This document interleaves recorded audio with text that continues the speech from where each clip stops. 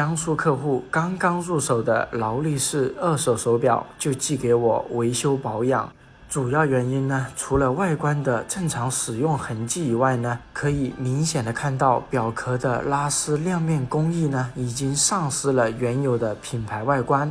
看起来呢比较别扭，戴在手上呢也不是很舒服，所以找到我呢，针对整款表呢进行一个全面修复。手表呢也是低于行情价呢买回来的，所以手表整体呢也并不是太完美。接下来呢，我们就针对表主的这些诉求呢进行全面修复。